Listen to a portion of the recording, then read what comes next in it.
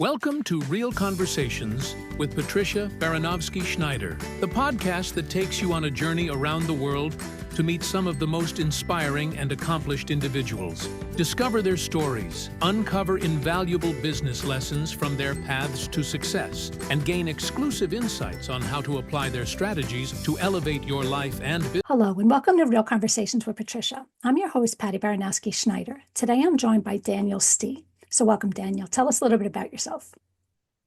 It would take too long. I have a The short degree. version. I played piano in church, thought I was going to be a rock star. It didn't happen. Took up engineering, was an aerospace engineer, was an engineer for 10 years, quit my job, got into construction, got sick, got into environmental testing to figure out why people are sick.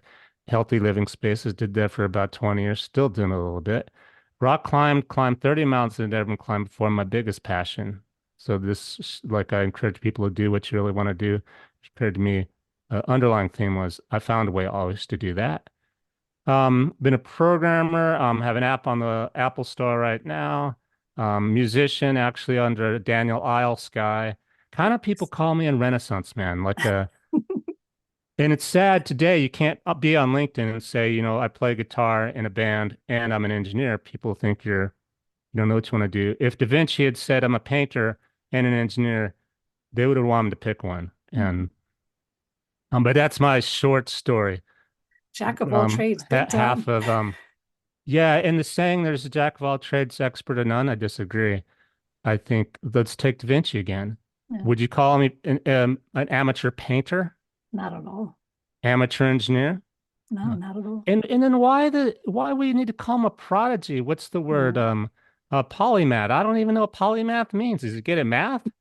He just stuck in one box. He refused to let people pigeonhole him and go, you can only be good and do one thing. Right. Yeah. It's actually kind of funny because like what I do, investor relations, public relations, marketing and whatnot. And I know some people in this industry who deal with just a specific niche, like maybe just technology, just healthcare. I've always been on the agency side. So I've worked with everybody, no matter what you do around the world. It's just what I do. And I get told the same thing. You have to pick one. You sound like you're all over the place. I've been doing this since I'm 18. Well, I got a great response to that, Patricia. The idea is they're thinking you can't be as good as something unless you do it all the time. Right. What are you trying to do for these people? You're trying to solve their problem. Right. If their problem was that easy, that there's a cookbook and everyone's had this problem, everyone does this and it's fixed, they don't need you. They have a problem that's specialized, unique to them.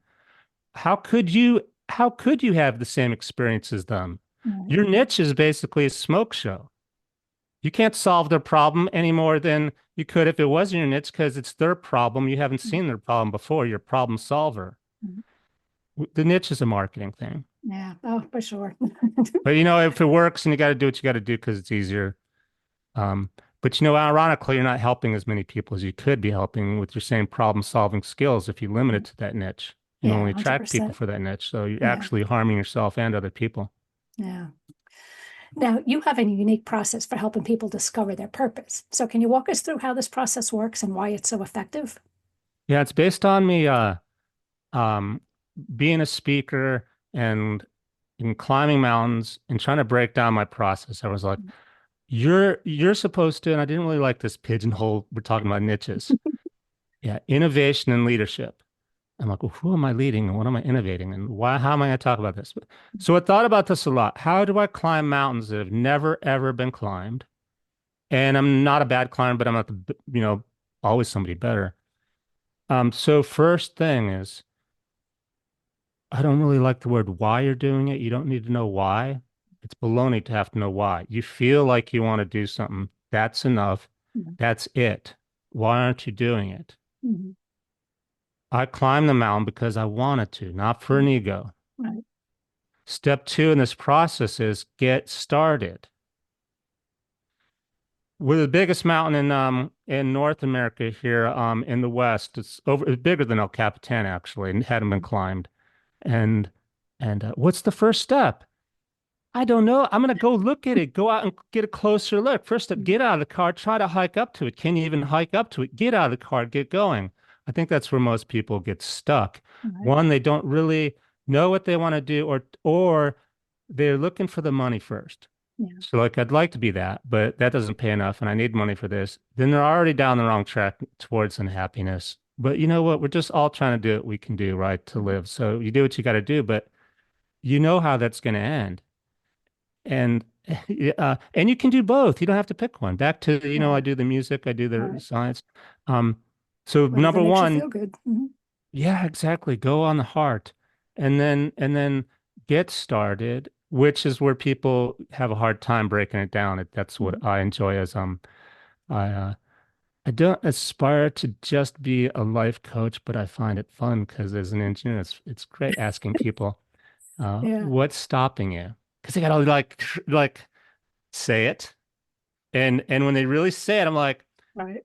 yeah, are you sure about that? Like, are you sure you need money? How much money do you need? I am saying to me you don't even need money for that, or Right. you need time off. No, I don't think you need time off. You could do that. You could have. It's because they don't have number one down first. Good. Right. They're searching for the number one when it's really, you know, Inside. is inside. Yeah. Um, because otherwise, the what's stopping is still a tricky for people. It's helpful to bounce that off your friends and stuff Yeah. like, um, and then of course you just get started and saying goes, you keep going. Yeah. With the mountains, step number four is touch it, Okay. meaning knew I wanted to climb it. What was stopping me? I got started, Right. but it still looked, when we got to places, there had been people that had tried to climb it and couldn't. There's a mental barrier. Right. And you wanted to say again, oh, it's too hard, I don't have enough time or money, or the weather's bad. Mhm. My breaking this down, how I do things, don't don't stop thinking you can't get to the mountain until you're touching it, clawing, scraping, screaming. You can't climb any higher when you actually are physically trying to do it. So, in other words, if you're trying to be an actor, don't stop until you actually get a part, get Mhm. rejected. Well, of course, that doesn't mean the end then, right? Because you get Right. to another part. Like, Right. you're doing it. You haven't been stopped. You're only stopped if it's up here and you actually Right. don't get started. Yeah, no, 100%. Well, I mean, you kind of talked a little bit, but like, what are some of the biggest barriers people face when they're trying to pursue their dreams, and how can they overcome them? They're not getting started again. So I thought about this because people ask, well, how can you apply it to something more than mountain climbing? So another thing I'm as a musician, I know I write great songs, and you hear about Nashville. I always want to go to Nashville, but I'm renting already. You know what rent costs these days, and Nashville's 2 days away. And I'm like, Daniel, if you don't, you do a lot remotely, you try to meet people, but there's that thing, you got to go to Nashville, you got to go to LA if you're an actor, you got to, whatever. And it's not necessarily true, but it helps. I just got in the car one day and my neighbor's like, what are you doing? I'm like, I'm going to Nashville. I'm going to be gone for a month. My Okay. plan is I will stay there at least a full month, 30 days, no matter what. Now, I didn't have a place to stay. I didn't know who I was going to see, Right. but, it's a step by step. Get in the car and drive. Yeah. Okay, what do you do when you get there? Well, there's the Nashville Songwriters Association. I think I'll go there first. We even have a hotel. And the first person I met there was quite impressed with the title of a song I had. And he didn't look like Joe from Nobody, and he was, one of the head honchos in the industry. So you can't, which is another one of my strategies is people talk about having a roadmap, like, in business, what's my plan? I've never had a business plan, not one that worked. Mhm.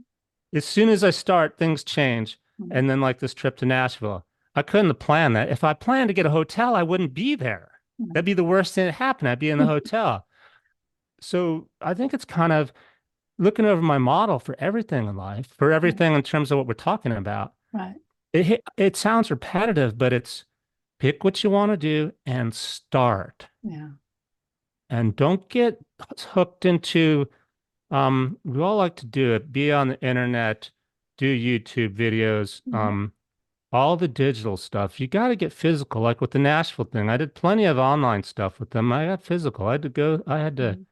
I had to go, you got to get physical sometimes. Yeah. Well, it's funny because, like in the skydive world, we always had an expression, don't talk about it, be about it. Because everybody could say, I'm going to do this, this, this, until you Yeah, actually do it. Don't tell me. I don't want to know about it. yeah, Yeah. yeah. So now, how can individuals break down their big goals into actionable steps to stay motivated and on track? You're speaking about goals, I think. Okay. And I don't like goals because that's like back to the mountain. My Right. goal is to climb the mountain. My goal is not to climb the mountain. My dream is to climb the mountain. My vision is.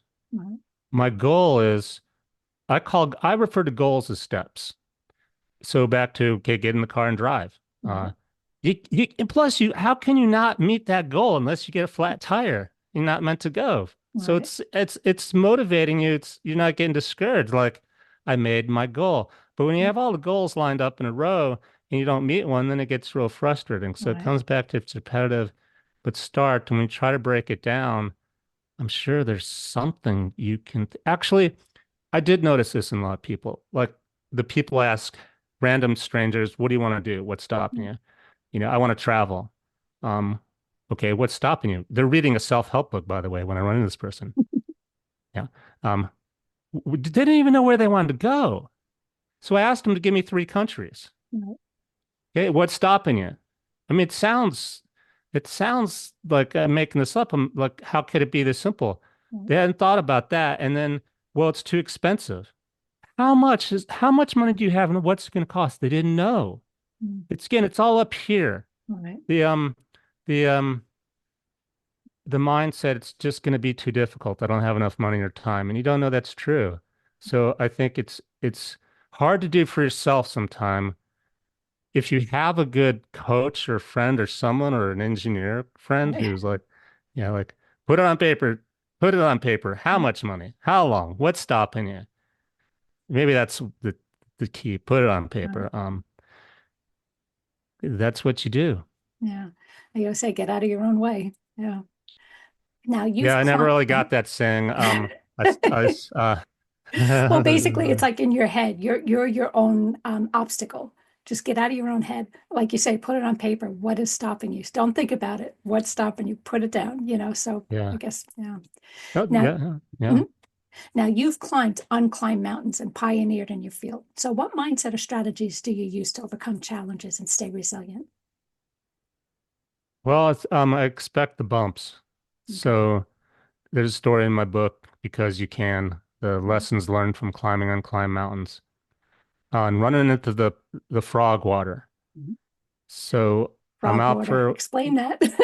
well, I'm out for a week trying to climb this mountain that hasn't been climbed. It's in the desert. And so I'm miles and 1,000 feet up in the middle of nowhere, and there's no running out of water. There was only this small, I call it a pond, but it's like a 3 foot circle by 1 foot deep water that hadn't evaporated yet from the last rain. It's green, fuzzy green with frogs swimming in it, tadpoles I couldn't quite climb away. I may either have to drink it or bail on my climb. If I bail, it gets back to time and energy from work and everything else and weather and 1,000 other things. I've been wanting to do this for a year. I had treatment tablets, wasn't going to die or really get sick. I mean, at least I'm sure the people that can come up with a long list of things that are supposed to be in that water bad for you, I was fine. But I'll tell you, it's green and it doesn't go down good no matter how many iodine tablets you add to it. Um, I wasn't carrying a filter because actually I think I had a filter and it clogged. Okay. And after that, I quit carrying a filter and I should have known better because due to the sand and the clay and everything else in this part of the territory, the water tablets are my thing, and they work pretty well. So I kept going, made it. Yeah. Oh, I expected the bumps. I Okay. was expecting it to be uncomfortable. Right. Frog water was kind of pushing it, but there could have been worse. There has Yeah. been worse. I know there's been worse. I broke my hip climbing. There's been worse. Ugh. But you expect things a certain way to be piece of pie. Right. That's unrealistic. Could have been I don't just think testing you. Yeah. no one who's really successful hasn't gone through some traumatic, Right. challenging experiences. I don't care who you pick. Yeah. No, They've been through, 100%. yeah, it has. So if you think, oh, my roadmap says this, I'm going to do this, and oh, that's being difficult now. What am I doing wrong? How come I'm not special? The government's against me. The world doesn't like me. No, it's not like you could, that's not how it works. Mhm. And it's all part of the fun too, because then I get to tell the frog story, take pictures That of is it a in unique color. story. Yeah, that is really gross. Oh, but that's awesome. That's That's that's the awesome. thing is expect the bumps. Yeah. Now, you emphasize inspiring others as a way to bring out positive change. So, how can you find people? How can you find people the right source of inspiration in their lives? Well, I think you know who that is. If there's something you want to do, you've Mhm. always wanted to do it. What came to mind thinking about this is the Beatles. Okay. How many countless musicians from the 80s and 90s and still, well, if you ask them why they wanted to pick up a guitar, they'll talk about the Beatles. Seeing the Beatles do it, if Beatles can do it, I can do it. And I love the music. I think we have all seen somebody who's done it. I'm thinking about my mountain climbing. I don't know if that applies really. I just wanted to do it. Uh, but and then of course when you try to do something that most people say you shouldn't or couldn't do, like your skydiving, you might inspire somebody else to not skydive, but go on a long road trip, go rock climbing. Look, she did that. She jumped out of an airplane. I can Mhm. rock climb. So you inspire people without you knowing you inspired them. Right, When you do the thing you want to do, right, that you want to do, and it's challenging, you don't even know you're inspiring people. They may never tell you. If you're lucky, right, one or two of them will. right, For every one or two that tell you, there will have been 1,000 or 10,000 you didn't know right, about the ripple effect. right. Yeah. It's actually ironic because when I had my accident, like I trained, like I said, trained people and everything for 15 years and never really dissected. I just assumed I was helping them to enjoy the passion I had. But when I had Hmm. my accident, they said apparently it was Memorial Day weekend and the hospital didn't have a lot of doctors there. But anyway, they said that the security kept coming to my husband saying, "You have to get these people out of here." It was so packed with all the skydivers that came, and they were like, "She's like our mother." We definitely everybody came Hmm. out of the woodworks to support me because of how what an impact I had on them. Obviously, I don't have any memory of this, but I'm just like, wow, that is so nice. So I actually did have an impact on them, Hmm. so that you don't, like you say, you don't realize it, but you do impact a lot of people. Yeah. Yeah. So now what life lessons have you learned from your experience as a mountain climber? How can they be applied to personal professional development? Well, I think it's kind of backwards because I always had this strategy as an engineer. I just applied it towards mountain climbing, Mm. and people understand mountain climbing as a metaphor. I use it the same way to like write the app that I have on the App Store. And and it's not just a simple app like a lot of apps. It has everything built into it because it helps you write a song, record a song, sing a song, and it doesn't use artificial intelligence, and it's all on your phone. There's no user data collection. But how am I going to write that? Same thing with climbing the mountain. It's in like in engineering. Well, step one, I'm gonna need to know a programming language. Let's pick one. Let's try a couple. Kind of like Okay. going to try to climb the mountain. Um, how am I gonna get there? Let's try this path. Let's that try that path. There's gonna be failures. Mhm. So, what was your question exactly, Patricia? Just basically, how has your experience as a mountain climber, like how can they be applied to personal and Oh, professional yeah, development? it's kind of like yeah, backwards. I just always had this process I used to climb mountains. Yeah. And it's same process for anywhere else. Pick what you want to do, then get started, expect to fail, try another way. It's like was it Edison inventing the light bulb, but he didn't invent it. He tried 1,000 filaments in the light bulb, and why? Because he wanted to. The light bulb had been invented before he was born. The filaments just burned out. Huh. For whatever reason, he decided he could do that, and he kept trying. Um, it's that strategy. You know what you want to do, and you find a way, and it's going to be difficult. For writing that app, I spent a ridiculous amount of time trying to learn HTML to program it on, program it as a website, Mhm. WordPress. And then when I finally decided the best thing to do would be to learn Apple's Swift programming language to write it on the phone. Oh my God. I mean, and then you design it and you have to form a company to work with Apple and get it on the App Store. And a lot of people say, oh, it's not that hard to get an app. My app recorded, played music at the same time without artificial intelligence to help you write a song from user input. It was quite a complex beast. Um, And you did it. That's awesome. And it did it, which brings to mind another thing. A lot of people in business will hear this. Maybe you know the acronym, Patricia, if I say it wrong. There's a minimum value product, meaning I developed it first to help people just write one song in one category. I picked love because that's a popular one. Okay. Not everything. In other words, don't build your monster of a business with every bell and whistle and then Mhm. fail because you didn't get it started. You pick the least amount of things you need Mhm. to do to make your dream come true and be the dream. And then you add on to it after you get started, right? Mhm. Like I drove to Nashville and I wrote one song or two. And after that, you get a publishing deal, and next thing you know, you're working full time. But you don't, I mean, you might have that vision to start with, but Right. you can't expect to follow that on a map linearly for Yeah. you'll get frustrated and fail if you don't meet your quote goals. That's why I don't like the word goal. It's a Right. step, and the goal and the vision Right. is the mountain. Right. Still, that's awesome though. No. Now, as the solutions guy, how do you train others to approach problems with a solution-oriented mindset? Well, I'll give you one. Recently, it just keeps coming across to me. A lot of women, more than men, 80% of women have autoimmune diseases.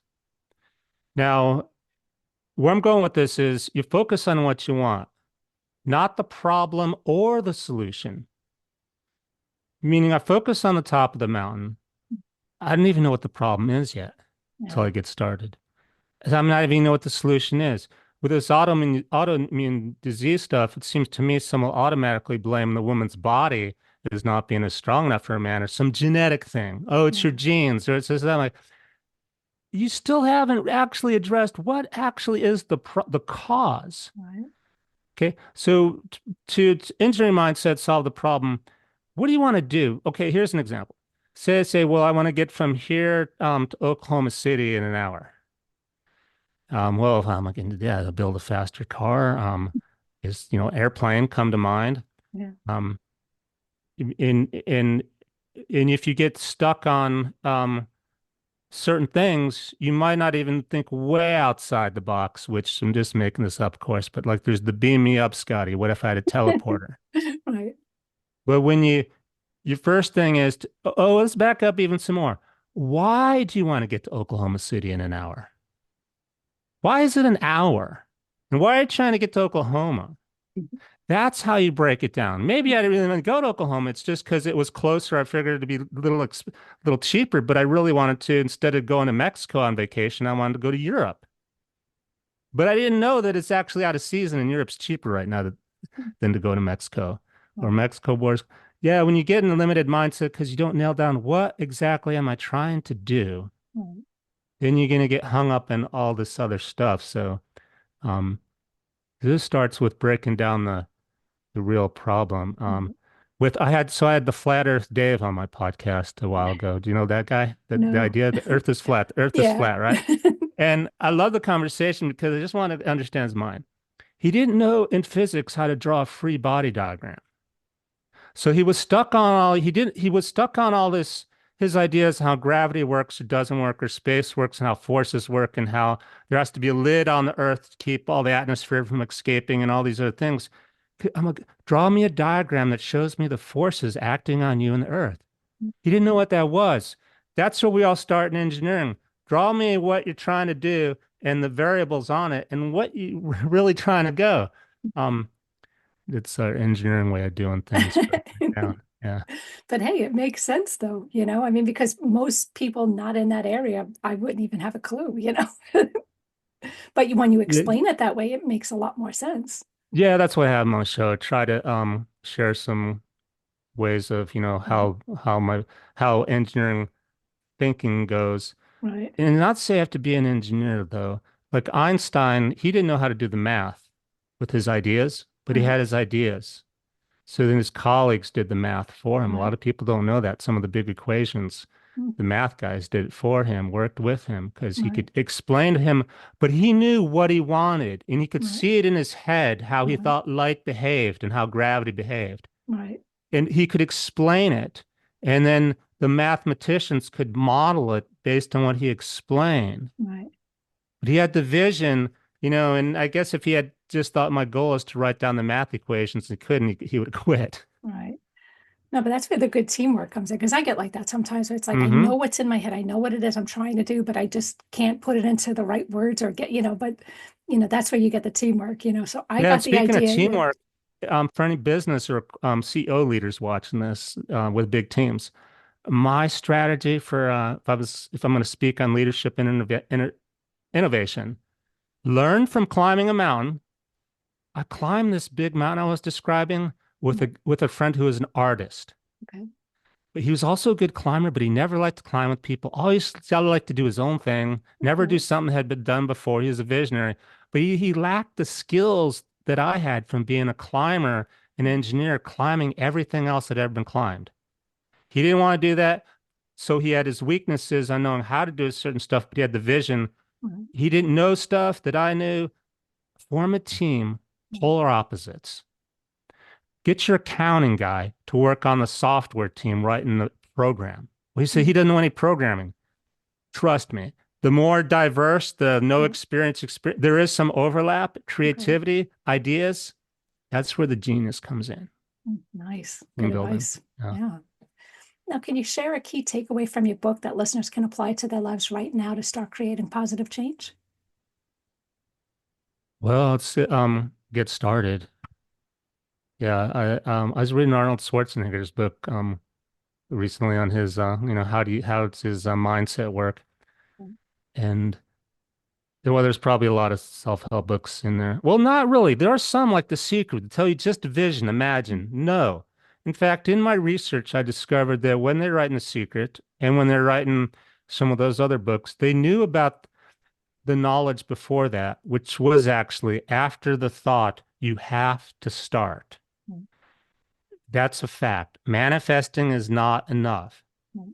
It's selling a lot of books. It is the first step, but they didn't want to tell you the rest of it because, like, well, I read that book, The Secret, and it's no secret. I know I was going to have to do some hard work and start. And so you have to want to do it.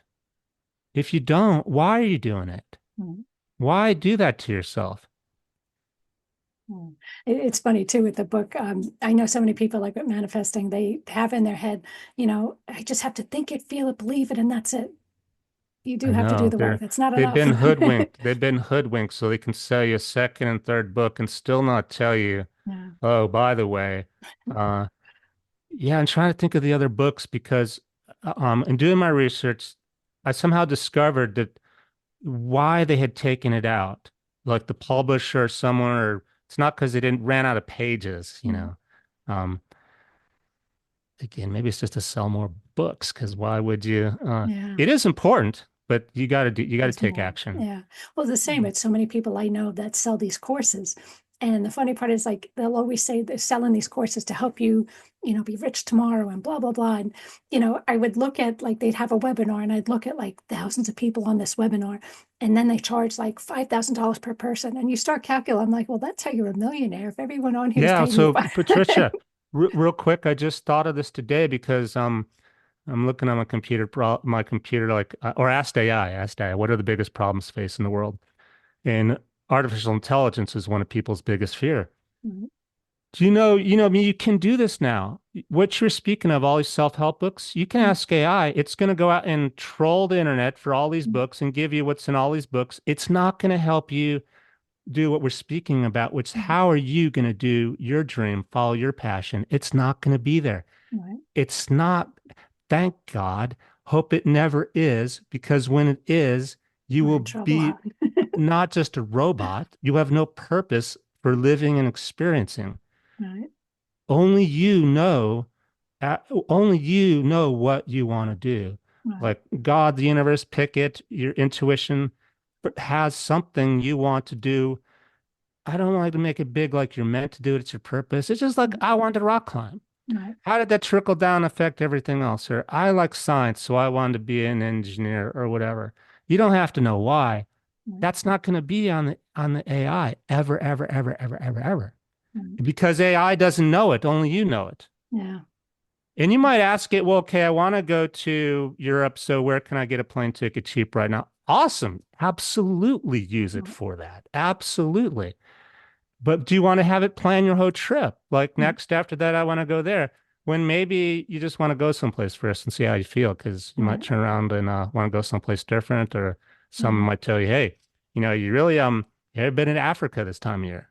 And you're planning on going on, to Antarctica, or I don't know, you can't make it all. It would be the point of it, you Yeah. know? I Uh, agree. um, get started, pick what you want to do, get started. Yeah. Nice. Now tell us, what role does self-reflection and continuous learning play in personal professional success? I'll tell you what, self-reflection is like trying not to eat too much chocolate chip cookies, having a 10th cup of coffee. It's bad for you. Um, I'm guilty of doing a lot of it, but it's the worst thing to do is look backwards. A what if, it's just a waste of your brain power. In terms of continuous learning, I'm always learning, but by that I mean I don't learn because I think I need to know something to go do it. Back to trying to write the app on the Apple Store website. Yes, I did try to learn the programming language first, but I hopped around looking for the easiest way. It's called being a hacker. And then I locked down and studied for a bit. And then when I realized I'm never going to be a programmer, I don't want to. I just want to get my app, know enough to get my app on the store. And then I got to go on and figure the business side of it. What does Apple want in terms of being a corporation and doing business with them and marketing and building the design out and stuff? So I'm always learning, but I need to go to school and be a programmer before I can write an app. I need to go to cooking school and get a certificate as a chef before I open a restaurant. No, you're going to be working for somebody else. You're going to hate it. You're going to spend tens of thousands of dollars, be broke, not being able to follow your dream because, yeah, I actually was a chef in college. I think I bought one or two knives. Fake it till you make it. So with owning these one or two knives, I had to learn jargon though. This is where the fake it comes in. Don't skip a beat, fake it. I blew this one. I was getting I actually got called back for a job interview at a nice resort. And like, so what else is in your toolbox? Do you know what that means, Patricia, when a chef tells you what's in their toolbox? In the chef world, I'm not sure. It literally means in the toolbox, but instead of a wrench and socket, it's more knives and more cooking stuff. I paused and almost might have even said, "What do you mean toolbox?" And I blew that part because it only takes one moment of insecurity, not faking it to where you're dead. So fake it, because you might be that person that's meant to be in the kitchen, not the person that went to school. And the world needs you to be in the kitchen cooking. It's where you're meant to be. So don't lose. You can't be confident until you're doing something. Like the skydiving, you can't feel confident in the airplane waiting to jump until you jump, right? Yeah, You can't ride a bike and go, look, I'm riding a bicycle until you're riding a bicycle. You can have fear and doubt and insecurity, but your confidence comes by doing it. So I say fake it until you make it. that makes sense though. I mean, people have said that, but I don't know if they really understand why it works or what we mean by it. Now tell us, for those who feel stuck or unsure of what they want to do, what's the first step they can take today to move closer to living a life that they love? So first is to answer the question, what's a life that you love? If you say, I don't want to work, I hate my job, I don't want to work so much, right, Patricia, you get this. That's not designed, it has nothing to do with the life I love. That just has to do, I hate my job. The first step we've been talking about is, what do you want to do? It's that simple. Nail that down and then get started doing it. There's we'll write it down better in your what does it mean to live a life that I love? If you're, let's say, help me with one too, by the way, Patricia. Maybe give me one real quick. Do you have an example? First step you can take to move closer to living a life you truly love. What do you think, either for you or most listeners, it'd be different for everyone, a life they truly love? What does that mean? Well, I guess, do I want to, like, what is my overall goal? Do I want to be able to work less to spend more time at my family? Do I want to work less and work more? Yeah. Perfect. So it's a compound sentence. Here's what I love about engineering. Break it down. You said, do I want to spend less time at work so I can spend more time with my family? It doesn't have to be one or the other for starters. And that presupposes you don't like your work or can't bring your family into your work. Mm. There's 1,000 different ways those two are. What is, if it's, is it to spend more time with the family? Focus on that. Mm. You're presupposing it's because I work too much. And then you're going to drive the solution towards working less when that might not be ideal to spend more time with your family because maybe you do need the money for the family. Mm. Focus first on, I want more. Why am I not spending more time with the family? If it's literally because my boss wants me in, blah, blah, then yes, you need to go tell your boss. But in a way that works for, strategically Right. communicate. He's got needs, I got needs. But that comes back to boundaries then. Got to Mm. learn your boundaries and your Right. values. Go, look, boss. And people do this, but sometimes it's the last minute in an extreme way. They quit their Right. job or they go, I'm not working on Saturday. Too bad. Instead of, as it's building up, setting their boundaries and telling their boss, look, I need every Saturday off for my family. Right. You called me in on Saturday, so I'm not coming in on Monday. Right. That was our agreement. Because the way he first expressed it made me sound like I know a lot of people like this. I need more time, so I'm going to have to quit my job. There's most important thing is to understand what you want. Mm. This example is great because you know what you want. You want time with the family. That's beautiful. Mm. If you're one of those who just don't like your job, so want to spend less time in job because you're Mm. unhappy, no, we are at ground zero. Yeah. That's like saying I'm going to quit my job. I'm going to play video games instead of climbing the mountain because I don't know Right. I want to climb the mountain. And I don't know what I'm going to do. I have a video game thing in my bedroom, so I'm going to play video games because I don't know what to do. Right. That gets you nowhere except broke, right? Right. So you got to know what you want. Family, perfect. Um, maybe this is when the juices really get started Right. flowing, right? Because maybe I could get my family in a family business together. Mm.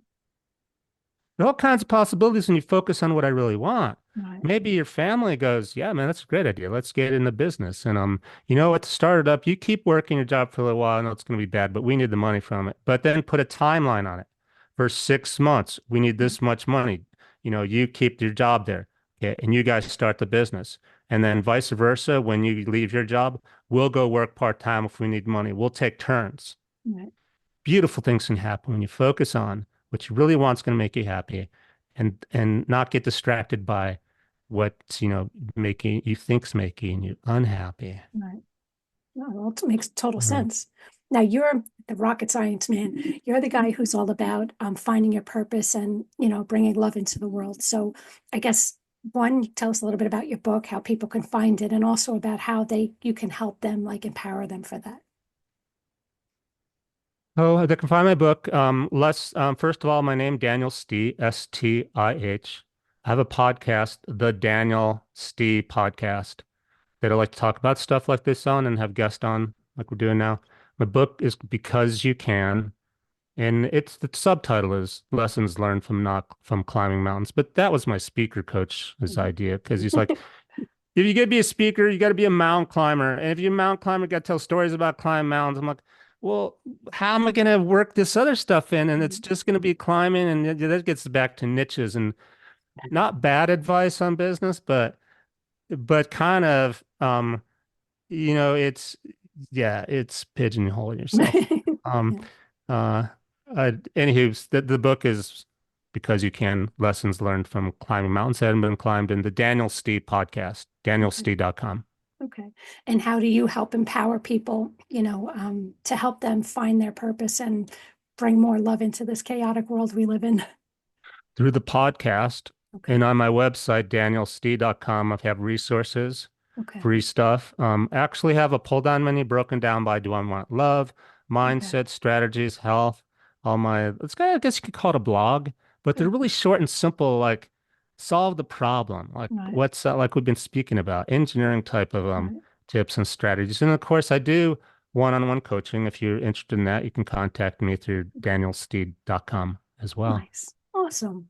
I would Well, love to help people. I love helping you're people passionate solve about problems. it. Passionate and most important.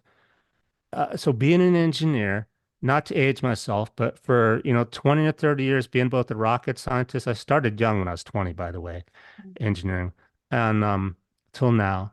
I really think somehow there's data that I can show if everybody was to do the thing they want to do in their heart, the world would fix itself. All these problems I looked at this morning, world problems, I'm all like, just ignore all that stuff. The news, don't read the news. Don't. Why? How the news going to tell you what to do? No, do what you want to do. Don't the news will figure itself out. If you're doing what you want to do and not following the news, everything will work itself out. I really believe that. No, I agree. I think people, because they're like so many people have jobs and they go through the motion, they hate the job, but they know they have to make money, need a roof over my head, blah, blah, blah. They're not doing anything remotely close to what they want to do. They're miserable. And you hear like the people get disgruntled and, I mean, like I told you, I don't even watch the news anymore. It's depressing, and I don't buy half of the, because it never tells you good stuff. Everything is all the bad stuff that's going on in the world. It's like, Yeah, it's so that you depressing. stay afraid and stay in your job. Jim Carrey's story comes to mind. Yeah, do you know it? His No, father, Jim Carrey, was an accountant. no. So Jim's father took the safe route. Jim's father was also a comedian, probably a Okay. good one if you chip off the block, Jim is. Jim's father decided to stay in accounting to do the responsible thing, give up his comedian dream. And the reason Jim didn't give up on his is because after his father did that and thought he was doing the safe thing, guess what? He got laid off too late in life to do his comedy thing still, but not late, but still in time to be broken, poor, and unhappy. Mhm. To which Jim was like, I don't care. I'm not taking the safe route. Mhm. Trust me, it's really hard. I went to school, so I know. I took a safe route there. I don't want to be, but also I like science. I did like science and engineering. Um, Anywho, where were we? Oh, the world. It's hard because I got to go to work and I read the news and you get sucked in. Don't read the news. Yeah. How is it relevant to you? Yeah. Except to tell you why you have a problem you didn't know about before Yeah. that you can't solve. Like, what? No wonder people aren't happy. Here's a problem. Here's what, and you can't solve it. And here's how bad it's going to be. Thanks. Um, Yeah. I no, just keep away. Like you say, yeah. focus on the Okay. positivity. Yeah. So very simple to end. One, I know what you want to do. Just get started. And when you're breaking it down, ask yourself, is this true? Is there another way? Cliche. And then ask your family if, for example, if it was something to do with friends or family, would you want to do this? Do you have any ideas? Can you help? Oh, except be careful of people who are negative of you. Sometimes you want to hold it close because they'll tell you you shouldn't do that. You can't do that. You're too old. You don't have enough money. Sometimes it's not good to tell your closest Mm. people. Be careful who you ask for. Be careful who you share your dream with. Right.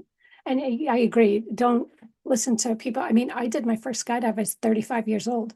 I wasn't some spring chicken, but it was something I wanted to do. And, you ask other people and they're going to tell you the same thing. Oh, you're too old. Oh, you have kids. I heard it all. And I'm like, hmm And the man, great thing about that, Patricia, I'm willing to bet is after you did it, all the people who are 40 and pushing 50 are like, she did it. I can do it. yeah. And they all Yeah. came and did it anyway. They did it themselves because the Which exact gets same. us to my model of this is how we fix the world. Yeah. Now everyone's happy, has done Yeah. it, is doing something, feeling good, getting out, blood's flowing, we're all Right. good. We had good experiences instead of just always thinking we can't do that because we're too old. And Right. I don't even tell people. I can't tell them what my how old I am, by the way, because I don't. I only know what year I'm born. I tell people do the math. All Honest to right, fair God, I enough. don't want to know. I don't want that number in my head. It does no good Yeah. to have that number in my head. It's Yeah. a relative number. You figure it out. I'll tell you what year I was born. I got my calculator. No. Maybe. Well, I Even always that's tell, kind of. I mean, yeah, even that's kind of like, why? Why are you asking? I always just tell people you're as old as you feel. So for the longest time, I would Yeah. always say I was 25. I said, my kids are older than me now. How funny is that? Well, the fascinating, they're judging you, and it's because you've done something that's inspired them. They're curious, like, how did you do that? How old are you? As if that's a factor in It who shouldn't you be. are. Yeah. But it's actual reflection on themselves. They really go, well, could I do that? Because she did it. How old is she? And Yeah. that's why I bring it back to, okay, what's really going on here? That's Who the are engineer you? in Do you know who mind. you are? Do you know who you are? Why are you asking me? What do you want to do? Yeah.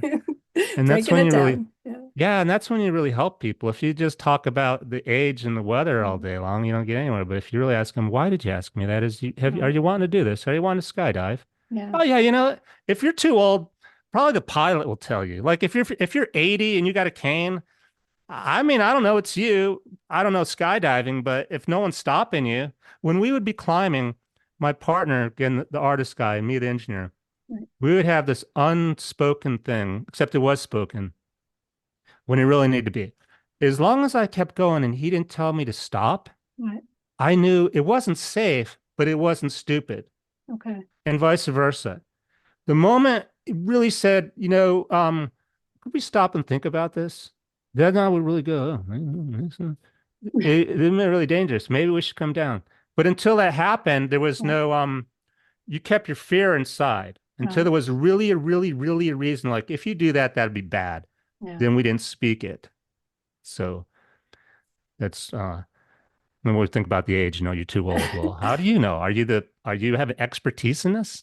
Yeah. I mean, I think I just saw a video, a 98-year-old woman. She was a tandem skydiver, but you All could right, do there you go. whatever you See, want to there's do. not even, I was wrong. There's not even an age limit on skydiving, for crying out No, you loud. could So, do, I mean, yeah, I mean, I've seen paralyzed people. Yeah, you can yeah, do whatever you want to do. You just have to yeah, want to do it bad enough. yeah, Yeah, I yeah, agree. yeah. Well, thank you again for being on the show. Again, that was Daniel Stih. So thanks for listening to Real Conversations with Patricia. Never miss an episode by subscribing to the channel. So thank you again.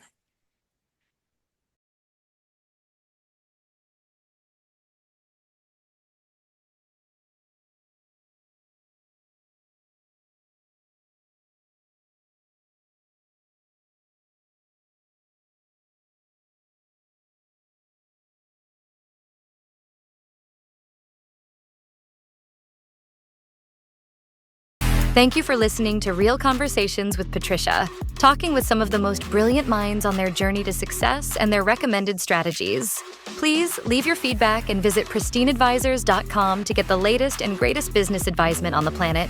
Feel free to let me know your thoughts, suggestions, and anything else you'd like me to cover.